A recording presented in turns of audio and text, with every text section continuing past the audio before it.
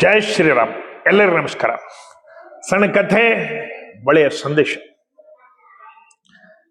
ಕೆಲವರು ಯಾವಾಗಲೂ ದಾನ ಮಾಡಬೇಕು, ಧರ್ಮ ಮಾಡಬೇಕು, ಜೀವನದ ಉದ್ದೇಶ ಭಗವಂತ ಕೇವಲ ತಾವು ಬದುಕೋದಲ್ಲ, ಇನ್ನೊಬ್ಬರಿಗೆ ಏನಾದರೂ ಕೊಡಬೇಕು.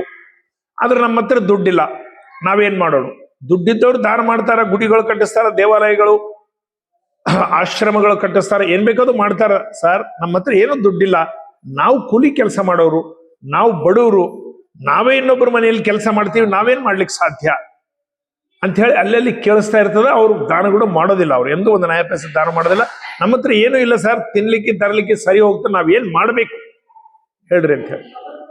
ನೋಡ್ರಿ, ಇದಕ್ಕೊಂದು ಒಳ್ಳೆ ಕಥೆ. ಏನೂ ಇಲ್ಲದವರು, ಒಂದು ನಯ ಪೈಸೆ ಇಲ್ಲದ ನಿರ್ಗತಿಕರು ಕೂಡ ದಾನ ಮಾಡ್ತಕ್ಕಂಥದ್ದೊಂದು ಹಾದಿ ಅದ. ಭಗವಂತ ನಮಗದ ತೋರಿಸ್ಕೊಟ್ಟಿದ್ದ.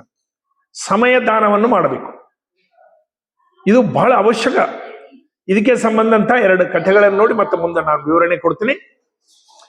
ಒಂದು ಬಸ್ನಲ್ಲಿ, ಸಿಟಿ ಬಸ್ನಲ್ಲಿ, ಬಾಂಬೆದಂತ ಒಂದು ದೊಡ್ಡ ಪಟ್ಟಣ, ಈ ಮುಸುರಿ ತೊಳೆಯಕ್ಕೆ ಹೆಣ್ಮಗಳು ಮನೆಗಳಲ್ಲಿ ಕೆಲಸ ಮಾಡ್ತಕ್ಕಂಥ ಬಸ್ನಲ್ಲಿ ಒಮ್ಮೆ ಪ್ರಯಾಣ ಮಾಡ್ತಾ ಇರ್ತಾವ. ಆಕೆಗೆ ಸೀಟ್ ಸಿಗ್ತದ, ಕೂಡ್ತಾಳ. ಒಬ್ಬ ಬಸ್ಸರ ಹೆಣ್ಮಗಳು ಬರ್ತಾಳ, ಪಾಪ ಆಕೆಗೆ ಸೀಟ್ ಇಲ್ಲ. ಈಕೆ ಎದ್ ನಿಂದಿರ್ತಾಳ, ಅಮ್ಮ ತಾಯಿ ಕೂಡು ಅಂತ ಕೂಡಿಸ್ತಾಳ. ಸ್ವಲ್ಪ ಮುಂದಕ್ಕೆ ಹೋದ್ಮೇಲೆ ಆಕೆಂದು ಇದು ಬರ್ತದ, ಆಕೆ ಇಳಿದು ಹೋಗಿಬಿಡ್ತಾಳ.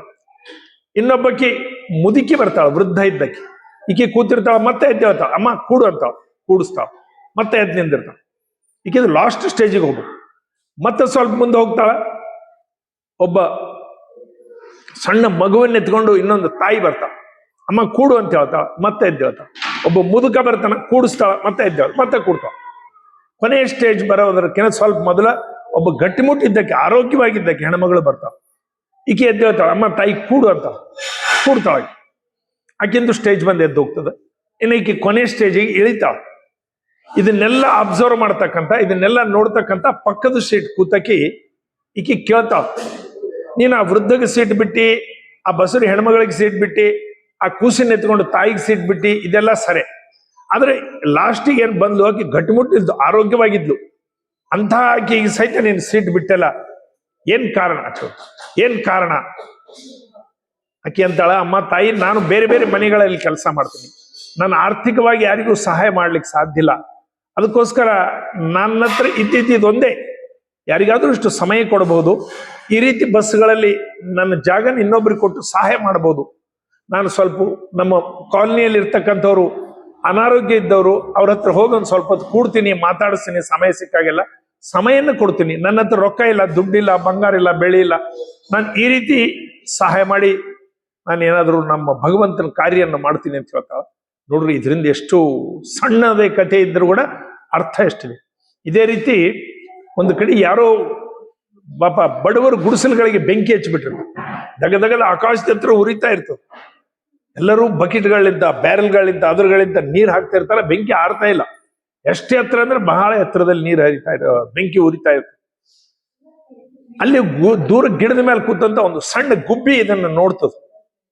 ಅದು ಹೋಗಿ ತನ್ನ ಚುಂಚಿನಲ್ಲಿ ಸ್ವಲ್ಪ ನೀರು ತರೋದು, ಅದ್ರ ಮೇಲೆ ಹಾಕೋದು, ಹೋಗೋದು, ನೀರು ತರೋದು, ಅದ್ರ ಮೇಲೆ ಹಾಕೋದು, ನೀರು ತರೋದು, ಅದ್ರ ಮೇಲೆ ಹಾಕೋದು, ಅದೇ ಕೆಲಸ. ದೂರ ಹೋಗ್ಬೇಕು, ಬಾಯಲ್ಲಿ ಚುಂಚಿನಲ್ಲಿ ಸ್ವಲ್ಪ ನೀರು ತರಬೇಕು, ತಂದು ಬೆಂಕಿಯಲ್ಲಿ ಹಾಕ್ಬೇಕು. ಇದನ್ನೆಲ್ಲ ನೋಡ್ತಾ ಇರ್ತಕ್ಕಂಥ, ಇವೆಲ್ಲ ಕಾಲ್ಪನಿಕ ಕಥೆಗಳು, ಇದೆಲ್ಲ ನೋಡ್ತಾ ಇರ್ತಕ್ಕಂಥ ಒಬ್ಬ ಮನುಷ್ಯ ಗುಬ್ಬಿಗೆ ಕೇಳ್ತಾನೆ, ನಿನ್ಗೆ ಏನಾದ್ರೂ ಬುದ್ಧಿ ಅದ ಎಲ್ಲ ಗುಬ್ಬಿ? ಅಷ್ಟು ದೂರ ಹೋಗಿ ನೀರು ತರ್ತಿದಿ, ಅದ್ರ ಮೇಲೆ ಹಾಕ್ತಿದಿ, ಎಷ್ಟು ಬ್ಯಾರೆಲ್ಗಳು, ಕೊಡಗಳು, ಬಕೆಟ್ಗಳಿಂದ ನೀರು ಹಾಕಿರೋದು ಶಾಂತ ಆಗ್ತಾ ಇಲ್ಲ, ಅಷ್ಟು ಎತ್ತರ ಉರಿತಾ ಇದೆ. ನಿನ್ನ ಚುಂಚಿನಲ್ಲಿ ನೀರು ಒಂದು ಡ್ರಾಪ್ ಬರ್ತದ, ಅದು ಹಾಕಿದ್ರೆ ಏನಾಗ್ತದ, ಆ ಗದ್ಲಿ ಒಳಗೆ ನೀನು ಬೆಂಕಿ ಒಳಗೆ ಬಿದ್ದಂದ್ರೆ ನೀ ಸತ್ತು ಹೋಗ್ತಿದಿ, ಅದಕ್ಕೆ ಬೇಡ ಅಂತ ಹೇಳಿದೆ. ಅವಾಗ ಗುಬ್ಬಿ ಹೇಳಿದ ಮಾತು ನಾವೆಲ್ಲ ಜೀವನದಲ್ಲಿ ಜ್ಞಾಪಕ ಇಟ್ಕೊಂಡ್ವಿ.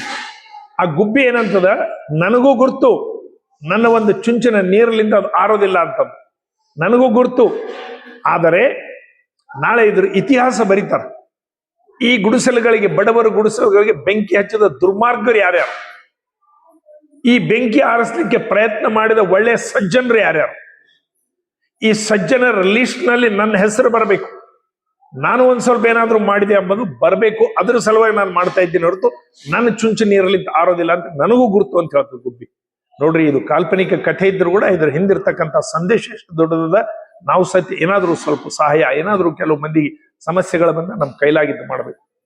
ಕ್ಯಾಲಿಫೋರ್ನಿಯಾದ ಮನೋವಿಜ್ಞಾನಿಗಳು ಹೇಳ್ತಾರ, ನೀವು ಪ್ರತಿನಿತ್ಯ ಅರ್ಧ ಗಂಟೆ ಸಮಯ ಅನಾರೋಗ್ಯ ಇದ್ದವರಿಗೆ, ನಿಮ್ಮ ಮಿತ್ರರಿಗೆ, ಬಹಳ ಬೇಕಾದವರಿಗೆ ಅವ್ರ ಹತ್ರ ಹೋಗಿ ಕೂತ್ರೆ, ಅರ್ಧ ಗಂಟೆ ಸಮಯ ಕೊಟ್ರೆ, ಅವರಿಗೆ ಬೇಕಾದಂತ ಪ್ರೀತಿ ಮಾತುಗಳನ್ನಾಡಿ ನಗುನಗುತ್ತಾ ಇಬ್ರು ಅಲ್ಲಿ ಕೂತ್ರೆಪ್ಪ ಅಂತಂದ್ರ ನಿಮ್ಮ ಇಬ್ಬರಲ್ಲಿ ಹೆಮೋಗ್ಲೋಬಿನ್ ಪರ್ಸೆಂಟೇಜ್ ಜಾಸ್ತಿ ಆಗ್ತದೆ, ಆರೋಗ್ಯ ಸುಧಾರಣೆ ಆಗ್ತದೆ. ಆನಂದವಾಗಿ ಮಾತಾಡ್ತಾ, ಯಾವುದು ಜಗಳ ಗಿಗಳ ತರ್ಕ ವಾದ ಇಲ್ದಂಗ ಅವ್ರ ಮನಸ್ಸಿನ ಅರ್ಥ ಮಾಡ್ಕೊಂಡು ನೀವು ಮಾತಾಡೋದು, ನಿಮ್ಮ ಮನಸ್ಸಿನ ಅರ್ಥ ಮಾಡ್ಕೊಂಡು ಅವ್ರು ಮಾತಾಡೋದು. ಈ ರೀತಿ ಪ್ರತಿನಿತ್ಯ ಅರ್ಧ ಗಂಟೆ ಸಮಯ ಕಳೆದ್ರಪ್ಪ ಅಂದ್ರ ನಿಮ್ಮ ಇಬ್ಬರಲ್ಲಿ ಹೆಮೋಗ್ಲೋಬಿನ್ ಪರ್ಸೆಂಟೇಜು, ರೋಗ ನಿರೋಧಕ ಶಕ್ತಿ ಇವೆಲ್ಲ ಬೆಳೆದು ನಿಮ್ಮ ಆರೋಗ್ಯ ಸುಧಾರಣೆ ಆಗ್ತದ ಅಂತ ಹೇಳಿ ಕ್ಯಾಲಿಫೋರ್ನಿಯಾದ ಮನೋವಿಜ್ಞಾನಿಗಳು ಹೇಳಿದ ಮಾತು. ನಮ್ಮ ಶಾಸ್ತ್ರದಲ್ಲಿ ಸಹಿತ ಹೇಳ್ತಾರ, ನೀವು ಯಾರಿಗಾದ್ರೂ ಕಷ್ಟದಲ್ಲಿದ್ದವ್ರಿಗೆ, ತ್ರಾಸದಲ್ಲಿದ್ದವ್ರಿಗೆ, ತೊಂದರೆ ಇದ್ದವ್ರಿಗೆ ನೀವು ರೊಕ್ಕ ಇಕ್ಕ ಸಹಾಯ ಬೇಕಾಗಿಲ್ಲ, ಸ್ವಲ್ಪ ಹೊತ್ತು ಸಮಯ ಕೊಡ್ರಿ, ಅವ್ರ ಹತ್ರ ಮಾತಾಡ್ರಿ. ಭಯಂಕರ ಬಿಜಿ ಶೆಡ್ಯೂಲ್ ಆಗಿಬಿಟ್ಟದ, ಫೋನ್ಗಳು ಆಗಿಬಿಟ್ಟಾವ, ರೊಕ್ಕ ಜಾಸ್ತಿ ಆಗಿಬಿಟ್ಟದ, ಶ್ರೀಮಂತಿಕೆ, ಎಲ್ಲರ ಮನೆಗಳಲ್ಲಿ ಎ ಸಿ ಆಗಿಬಿಟ್ಟಾವ, ಫೋನ್ಗಳು ನೋಡ್ಕೊತು, ಟಿವಿಗಳು ನೋಡ್ಕೊತು, ಎ ಸಿ ರೂಮ್ನಲ್ಲಿ ಕೂಡ್ತಾರ. ಇದರಿಂದ ಅನೇಕ ಬಿಮಾರಿಗಳು ಬರ್ತಾ ಇದ್ದೇವೆ ಅಂತೇಳಿ ಅದೇ ಮನೋವಿಜ್ಞಾನಿಗಳು ಹೇಳ್ತಾರೆ. ಅವರಿಗೆ ಅನೇಕ ಡಿಸೀಸಸ್ ಬರ್ಲಿಕ್ಕತ್ತಾವ, ಅನೇಕ ಸಮಸ್ಯೆಗಳಲ್ಲಿ ಅವರು ಒದ್ದಾಡ್ತಾ ಇದ್ದಾರೆ. ಆ ರೀತಿ ಅವರ ಜೀವನ ಪದ್ಧತಿ ಎ ಸಿ ರೂಮ್ನಲ್ಲಿ ಇರೋದು 24 ಗಂಟೆ, ಬರೀ ಫೋನ್ಗಳನ್ನು ನೋಡೋದು, ಯಾರು ಮನೆಗಳಿಗೆ ಹೋಗ್ಲಾರ್ದಂಗೆ ಮಾತಾಡ್ತಾ ಇರೋದು, ಅವರೇ ಇದರಲ್ಲಿ ಕೂಡೋದು, ಒಂದೇ ಕೋಣೆಯಲ್ಲಿ ಒಬ್ಬರೇ ಮನೆಯಲ್ಲಿ ಯಾರು ಬರೋದಿಲ್ಲ, ನೀವು ಯಾರ ಮನೆಗೆ ಹೋಗೋದಿಲ್ಲ, ಫೋನು, ಎ ಸಿ ರೂಮು, ಆ ಅಹಂಕಾರದ ಮಧ್ಯದಲ್ಲಿ ನೀವೇನು ಇರ್ತಿರೋ ಅದು ನಿಮ್ಮ ಜೀವನದ ಅನಾರೋಗ್ಯಕ್ಕೆ ಕಾರಣ ಆಗ್ತದೆ. ಕಾರಣ ಸ್ವಲ್ಪ ಸಮಯ ಕೊಡ್ರಿ, ಸ್ವಲ್ಪ ಹೋಗ್ರಿ, ಅನಾರೋಗ್ಯ ಇದ್ದವ್ರ ಹತ್ರ ಕೂಡ್ರಿ, ಮಾತಾಡ್ರಿ ಅಂತ ಹೇಳಿ ಕ್ಯಾಲಿಫೋರ್ನಿಯಾದ ಮನೋವಿಜ್ಞಾನಿಗಳು ಹೇಳ್ತಕ್ಕಂಥ ವಿಷಯ ಇದು. ನಾನು ನೀವು ಯಾರೋ ಹೇಳಿದವರಲ್ಲ. ಕಾರಣ ನಾವು ಸಹಿತ ನಮ್ಮ ಜೀವನ ಪದ್ಧತಿಯನ್ನ ಬದಲಾಯಿಸ್ಕೊಳ್ಬೇಕು, ಆ ರೀತಿ ನಮ್ಮ ಜೀವನ ಇರಬೇಕು. ಇದು ಮಕ್ಕಳಿಗೆ ಹೇಳಬೇಕು. ಭಾರತ್ ಮಾತಾಗಿದೆ. ಎಲ್ಲರಿಗೂ ನಮಸ್ಕಾರ.